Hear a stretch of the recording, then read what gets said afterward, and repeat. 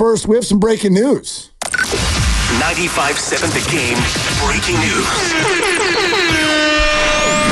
As the homestand begins for the San Francisco Giants, they have announced a slew of roster transactions. Take a listen until the end. Number one, Wilmer Flores has been reinstated from the 10-day injured list.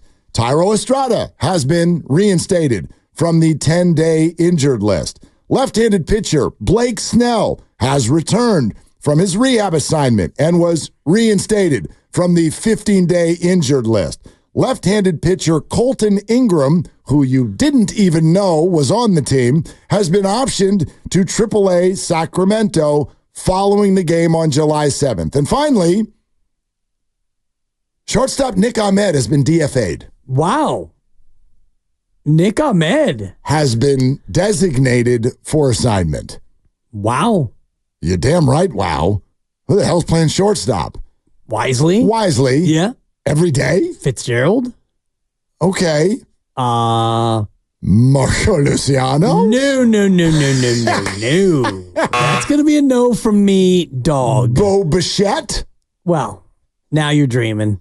You're damn right I am. So that was 3 in and 2 out. Was there an empty roster spot? Okay, yes, they did. Yes, they had an open spot.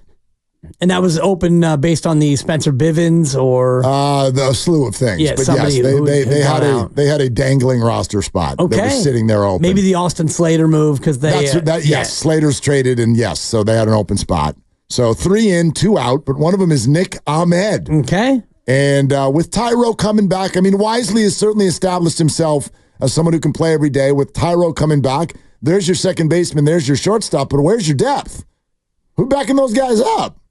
I mean, Fitzgerald, what if there's another injury? True. Yeah. Then you got Luciano and you got Casey Schmidt down in AAA who can come up and play shortstop. Very, very interesting, Bob. You're feeling that the Bichette move might be one that happens. Could he switch clubhouses this week? No, I'm not saying that. Let's not just focus on Bichette. Let me say that do I believe this is a precursor to some other middle infield move? Yes. Is that as simple as Luciano? I guess maybe. That doesn't inspire a whole lot of defensive confidence, so I don't really understand that thought. But, could the Giants be poking around at something at the shortstop position that provides offense? I mean, that's at the end of it, that's what the Giants were looking at here. You're looking at somebody who, as we discussed when Luciano was up, when the ball's hit to short, pick up the ball. Yeah. Pick up the ball and throw it to first. You're going to need to do that. However, I think the Giants had a thirst for someone who could provide more offensively at that position. And so in this moment, they have it. Wisely and Estrada is a better offensive middle infield than Ahmed and fill in blank on whoever the other one was. Right. So I get that. Wisely established himself. That's the first headline here. Yeah.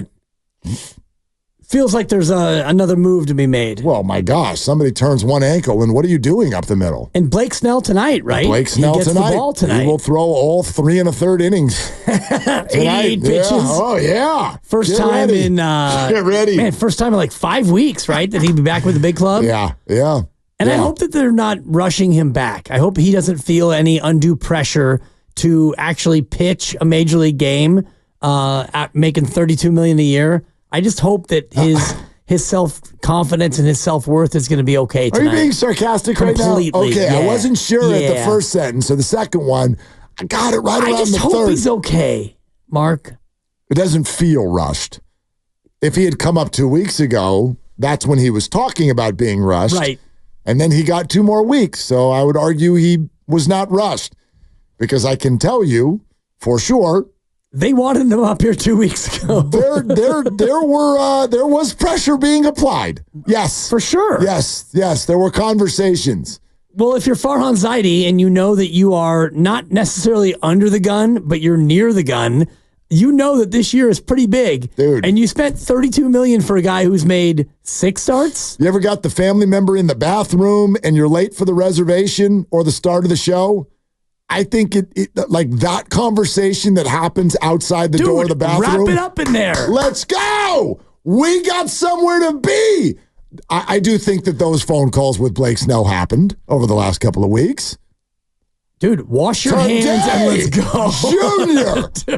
Today. Dude. So today is today. And as a father of a 15-year-old girl, that hits even further close to home because you should see the 17-year-old boy. Dude. Actually, you have. Let's wrap it up in there. Oh my God. All right, so that's pretty interesting.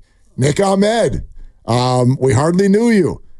And I also feel like, and this has been happening on this station a bit this year. I hope that the Giants clubhouse doesn't catch wind of it.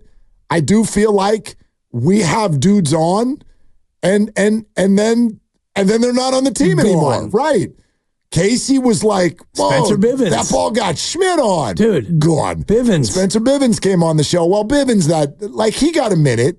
That's not surprising. Keaton Wynn came on and started giving up 7 runs an inning. That's right. I forgot. Dude, I forgot about Keaton Wynn. And then Nick Ahmed came on a couple of weeks ago. Good interview after that little homer. Yeah, he got that homer and little. Got that one homer. Little did he know it would be his last. Quite the opposite for Matt Chapman, though. He came on and turned his season around, that's baby. True. Although it was early. It was early. I don't know if his season was like, you make it sound like his season was wayward at that point. Led the league in errors at that point. Remember that? Well, I do. 9 errors at one point. Yeah. A couple weeks. Did you just take credit for it, Luke? As a show, yeah. Lightweight. As a booker, he did. As the director of sports, he did. That's a DOS flex right there. Wow, dude. Acting PD. You're welcome, Giants fans. I appreciate you, Grandy, and you, Dibs, for calling. That one went flat. That flew right by my head. And I should have been the first one to call that out. Cheers, Lucas. And you're welcome to Chapman. Flex Xander right there is what that is. Without the Willard and Dibs rub, who knows where he'd be right now? Probably DFA'd. Probably fledgling career. Grandy's so pissed right now. You know, shaking his head. Luke has a habit of saying you're welcome before anyone says thank you, and it annoys the hell out of me. Well, you know what it's akin to? It's akin to Steiny with his Well, I get that. Same thing. You're welcome is funnier when no one said thank you, but it's not as funny when no one was even thinking it. Like, it didn't even occur to anybody to credit you for any of that, Lucas. So, thank you. You're welcome. All right, there you go.